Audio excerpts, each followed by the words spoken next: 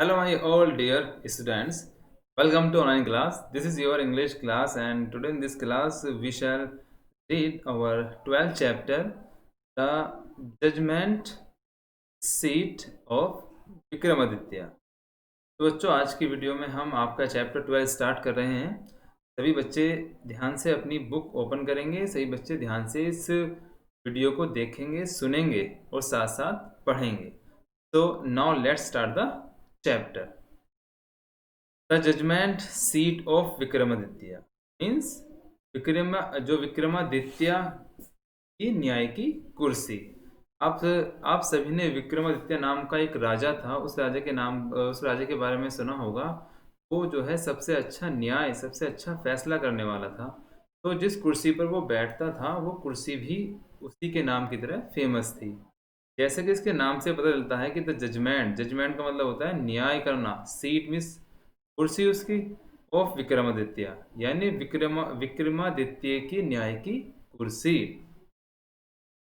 इस चैप्टर में विक्रमादित्य के न्याय के बारे में बताया गया है कि उसका जो न्याय था वो कितना अच्छा था, कितने अच्छे तरीके से वो न्याय करता था।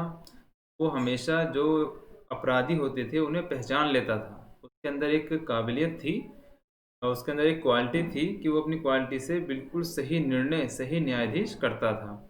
तो इस चैप्टर में यही बताया गया है कि किस तरह से जब वो राजा का जो किला था, जो महल था, वो नष्ट हो जाता है तो वो सीट जो थी, वो सीट के ऊपर कुछ जो है घासें उग जाती हैं, एक टीला सा बन जाता है। तो वहाँ एक चरवाहा जो अपनी गाय चराता है, भेड़ चराता है, एक लड़का उस कुर्सी पर जब बैठता है तो उसके अंदर भी वही क्षमता, वही क्वालिटी उसके अंदर भी आ जाती है। तो बच्चों, चैप्टर को पढ़ते हैं, साथ साथ समझते हैं इसकी कहानी को। So now let's start the chapter. We all are familiar with the name of Vikramaditya. His reign has been a landmark in the history of our country. The Vikram Samvat owes its origin to him.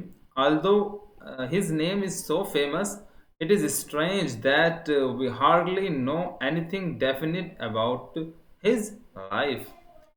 There is one thing certain about him, however, he loved justice and learning. He gave perfect justice to his people and gathered learned men about him in his court. It is sad that he was the greatest judge in history. Means, अब समझते हैं इसे।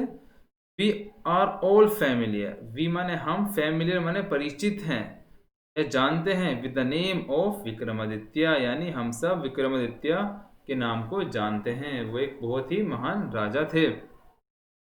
His राइन, जो उसका राज्य था, reign means राज्य, has been a landmark in the history of our country.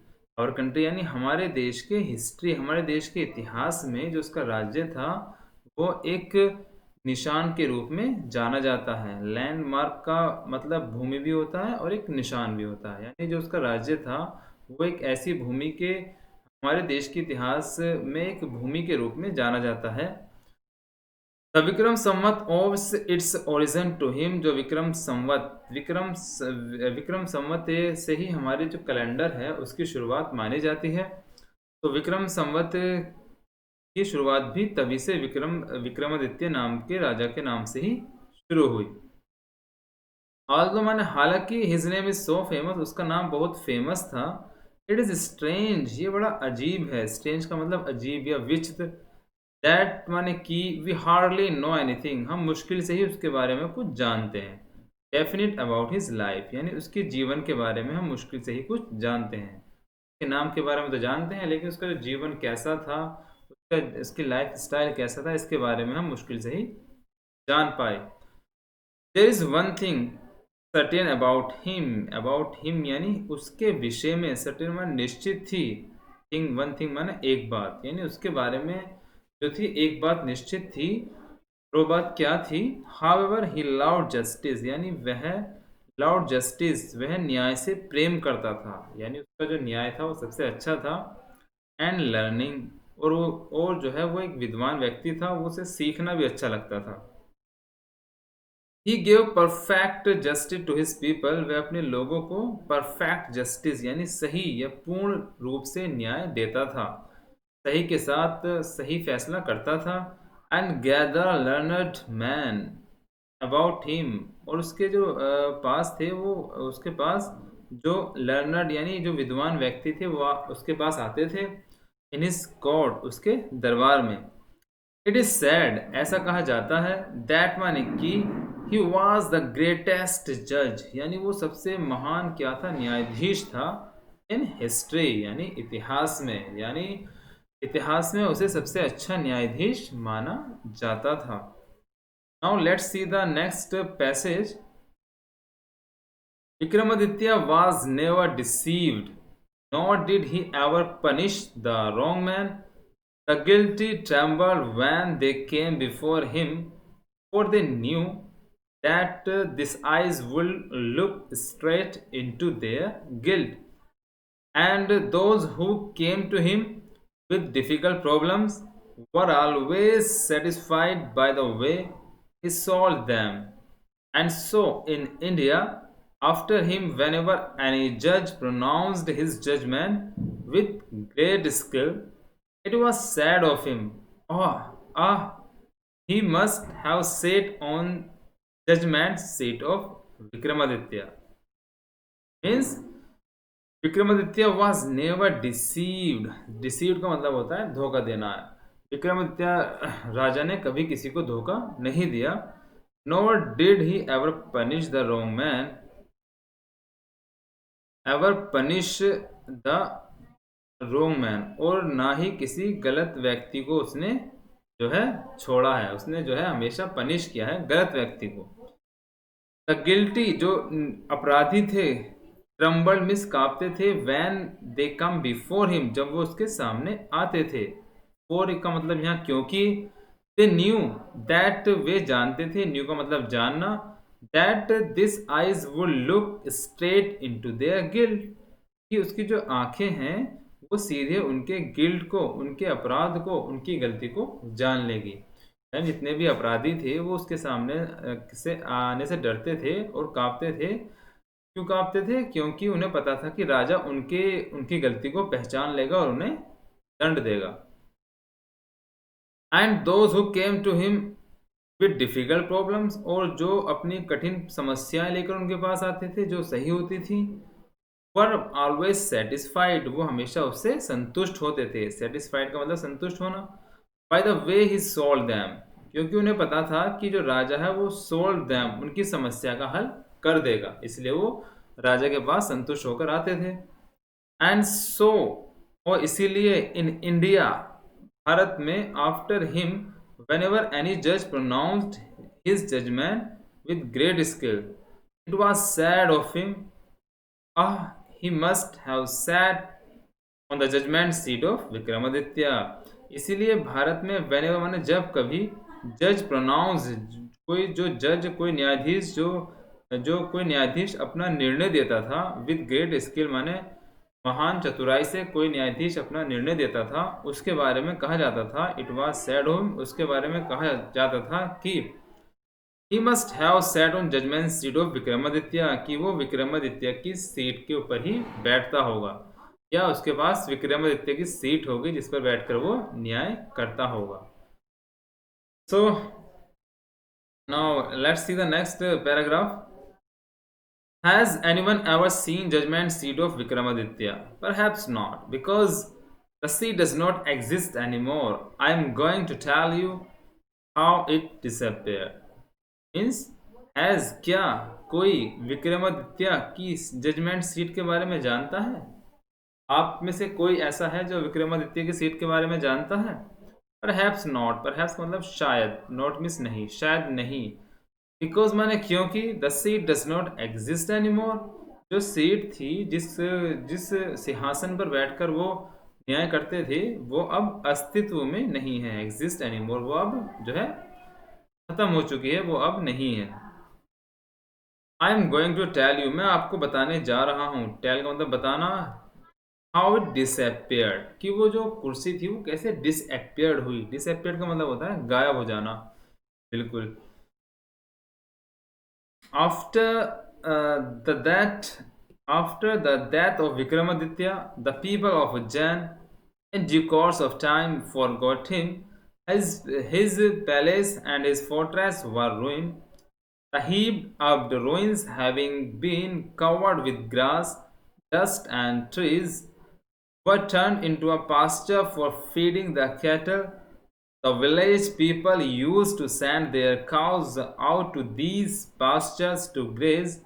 Early in the morning, the cattle would go in the care of shepherd boys and would not return till late in the evening. When it was time to return, a shepherd boy could call her from the edge of the pasture, and all the cattle, along with their cowherds, would gather round him, and together they would turn homewards. Means after the death of Vikramaditya, यानी जब विक्रमादित्य की मौत हो गई, वो मर गया, the people of Ujjain, जो उज्जैन के लोग थे, in due course of time, समय के साथ साथ, फॉरगॉट हिम, वो विक्रमादित्य को भूल गए. हिज पैलेस, जो उसका महल था, एंड हिज फोर्ट्रेस, जो उसका किला था, वर रूइंड, वो नष्ट हो चुका था. द हीप ऑफ रूइंस, यानी नष्ट होकर वो क्या हुआ, उसका ढेर बन चुका था. हीप्ड अप का मतलब ढेर का ढेर लग जाना. Having been covered with grass, जिसके ऊपर ग्रास आ चुकी थी, घास ने उसे ढक लिया था. घास यानी वो काफी समय तक ऐसे ही पड़ा रहा, नष्ट हो चुका था, तो धीरे धीरे क्या हुआ, वहां पे घास उगनी शुरू हो गई. डस्ट यानी धूल मिट्टी जम गई, एंड ट्रीज, और वहां पेड़ उग गए. वर टर्न्ड इनटू अ पास्चर, वो जगह क्या बन गई, पास्चर बन गई. पास्चर का मतलब चारागाह, यानी घास का मैदान. फॉर फीडिंग द कैटल, इसमें जो कैटिल थे, जो जानवर थे, वो क्या करते थे, चरा करते थे, जहाँ वो जानवर जो है वहां पर घास आकर खाया करते थे. द विलेज पीपल, जो गांव के लोग थे, use to send their cows, यानी वो उसका प्रयोग करते थे अपनी गाय, जो उनके पास गायें थी, गायों को चराने के लिए उसका यूज करते थे. Out to these pasture to graze, graze means चरना, पास्चर्स मीन्स चारागाह, तो वो उस चारागाह का यूज अपनी गाय भैंसों को चराने के लिए किया करते थे. अर्ली इन द मॉर्निंग, सुबह के समय जल्दी, the cattle would go in the care of shepherd boys, जो कैटल थे, जो उनके जानवर थे, वो शेफर्ड बॉयज, शेफर्ड बॉयज का मतलब होता है गडरिया, यानी जो अपनी गाय भैंसों को चराता है. तो कुछ लड़के वहाँ जो थे, अपनी गाय भैंसों भेड़ों को लेकर वहाँ जाया करते थे चराने के लिए. And would never return till late evening, और देर शाम तक वापस नहीं आते थे. When it was time to return, जब उनके लौटने का समय होता था, a shepherd boy would call, जो एक shepherd boy होता है, जो गडरिया लड़का होता है, वो क्या करता है, would call out from the edge of the pasture, तो वो जो होता है ना, जो पास्चर है, चरागाह के किनारे पर आकर अपने झुंड को आवाज लगाया करता है. And all the cattle along with their, और जो कैटल हैं, जो सभी जानवर हैं, वो सब उसकी आवाज को सुनकर एक ग्रुप में, काउ हर्ड्स ग्रुप में, वुड गैदर राउंड हिम, उसके चारों तरफ इकट्ठा हो जाया करती थी. And together they will turn homewards, और वो एक साथ अपने घर की तरफ आया करते थे. यानी जब जो उनके चराने वाले चरवाहे थे, जब शाम का समय हो जाता था, तो वो अपनी गायों को इकट्ठा कर कर एक साथ घर की तरफ लाया करते थे. Now let's see the next paragraph. Such was the life of shepherd boys in the village about Ujjain. There were many of them, and in the long days on the pasture, they had plenty of time for fun. One day they found a playground, and how delighted it was! The ground under the trees was rough and uneven. Here and there, the ends of great stone peeped out, and in the middle, there was green mound which looked very much like a judge's seat. Means such was of life of shepherd boys. जो shepherd boys थे, जो लड़के थे, उनका जीवन कैसा था, ऐसा ही था गांव में. इन द विलेज, यानी गांव में जो है उनका जीवन ऐसी था, जो उज्जैन शहर के उज्जैन में स्थित था. तो जो गांव के जो लड़के थे वो ऐसे ही अपना जीवन यापन व्यतीत करते थे, अपनी गाय को अपनी भैंसों को चराते थे। देवर मैनी ऑफ देम, उनमें से जो बहुत से लड़के थे, in the long days on the pasture, लंबे दिनों में, लॉन्ग डेज का मतलब जो लंबे लंबे दिन हुआ करते थे, उनमें जो थे वो जब घास के मैदान में रहते थे। They had plenty of time, उनके पास प्लेंटी ऑफ टाइम का मतलब पर्याप्त समय होता था। फॉर फन, फन का मतलब खेलने के लिए, मौज मस्ती करने के लिए, घूमने के लिए उन पे काफी समय होता था। वन डे, एक दिन, they found a play ground, उन्हें क्या मिला? एक प्ले ग्राउंड मिला, एक खेलने का मैदान मिला। And how delightful it was, और वो वाकई बड़ा ही आनंददायक था, बड़ा ही अच्छा था। The ground under the trees was rough and uneven. The ground under the trees, यानी जो पेड़ों के नीचे का स्थान था वो was रफ, खराब हो चुका था। अनइवन माने असमान था। हियर एंड देयर, यहाँ और वहाँ। The ends of great stone peeped out, यानी यहाँ वहाँ जो थे वो स्टोन यानी बड़े बड़े पत्थर, पीप्ड माने होता है एक तरह से झांकना, होता है देखना। यहाँ जो इधर उधर पत्थर थे, बड़े बड़े पत्थर वहां पर क्या थे? पड़े हुए थे।